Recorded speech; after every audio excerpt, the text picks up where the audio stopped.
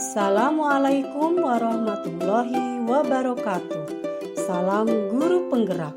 Pada kesempatan ini saya Ima Mulyati, calon guru penggerak dari Kabupaten Pandeglang, Unit Kerja SMP Negeri 2 Banjar, Kecamatan Banjar, Kabupaten Pandeglang, akan memaparkan kesimpulan dan refleksi pemikiran Ki Hajar Dewantara pada tugas koneksi antar materi modul 1. Saya akan merefleksi diri saya melalui 3 pertanyaan berikut ini. 1. Apa yang saya percaya tentang murid dan pembelajaran di kelas sebelum saya mempelajari modul 1.1? Yang kedua, apa yang berubah dari pemikiran atau perilaku saya setelah mempelajari modul ini?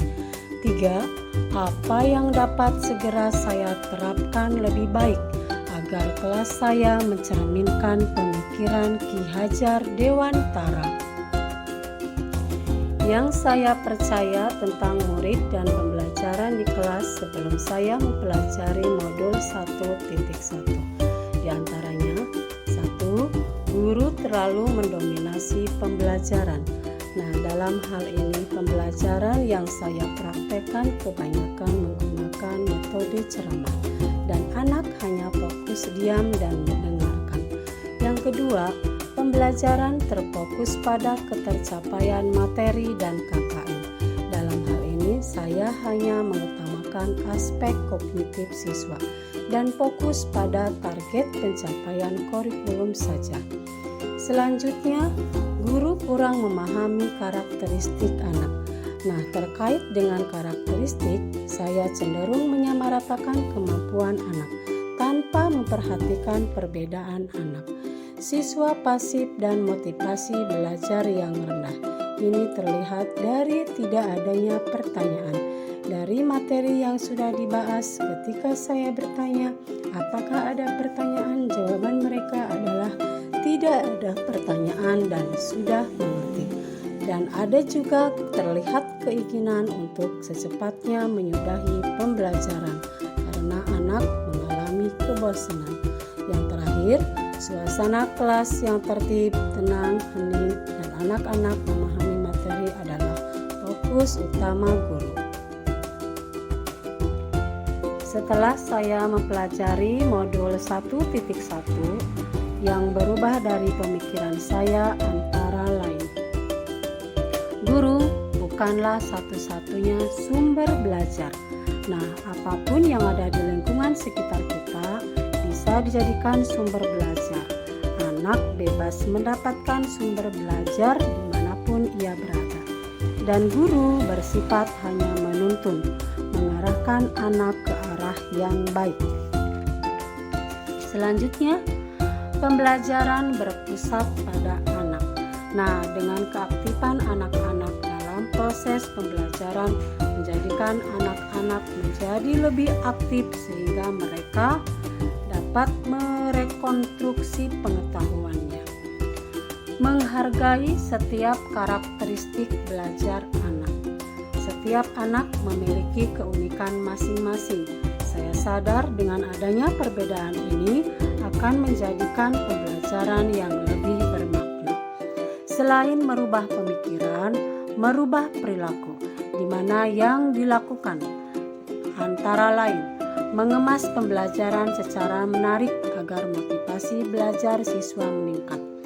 Nah, biasanya yang dilakukan dalam pembelajaran adalah dengan memberikan stimulus atau rangsangan sehingga mereka termotivasi semangat belajarnya.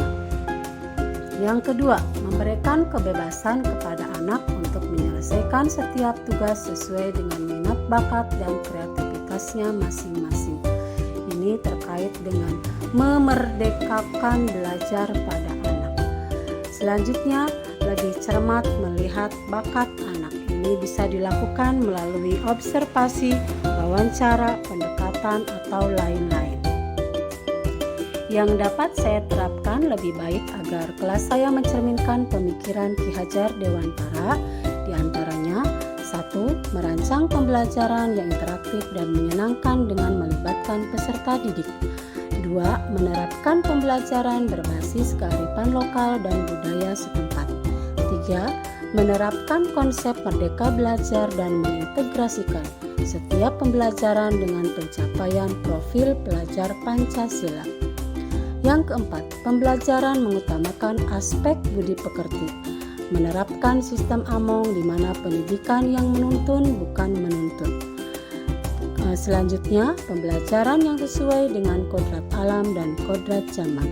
Terakhir adalah mengintegrasikan permainan dalam pembelajaran.